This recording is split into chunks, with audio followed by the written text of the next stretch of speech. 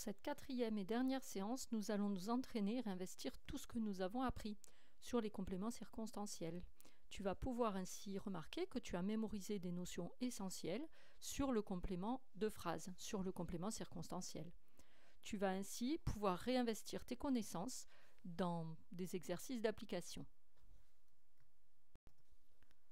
Donc tu prends ton cahier rouge, tu as déjà écrit la date sans doute, ainsi que le titre du travail d'aujourd'hui, c'est-à-dire grammaire, les compléments circonstanciels. N'écris pas la consigne, ça ne sert à rien.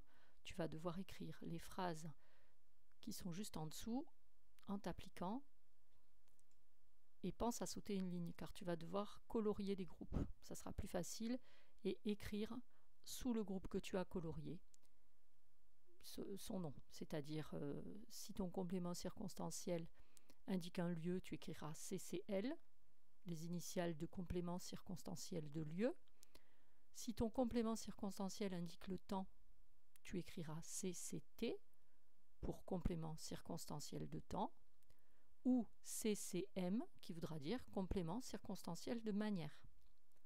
Donc tu as 5 phrases. À chaque fois, tu vas retrouver les groupes supprimables et déplaçables, c'est-à-dire les compléments circonstanciels, et tu vas essayer de les identifier et de les nommer. Prends le temps d'écrire correctement, fais pause et refais lecture quand tu as terminé pour passer au second exercice. Pour ce deuxième exercice, je vais te demander de faire quelque chose que tu as déjà fait, c'est-à-dire d'ajouter un complément de phrase à chaque phrase. Maintenant, il va falloir que tu fasses attention à la ponctuation. Tu te rappelles que les compléments circonstanciels sont souvent entre des virgules. Donc tu as 4 phrases à réécrire en les complétant directement sur ton cahier. Nous passons maintenant au troisième et dernier exercice. Le texte que tu vas écrire sera à saisir sur le site Mon École. Donc, ton travail aujourd'hui va être d'enrichir ce texte avec des compléments de phrases qui vont répondre aux questions où, quand, comment. Tu peux même imaginer un complément de phrase qui réponde à la question pourquoi si tu le souhaites.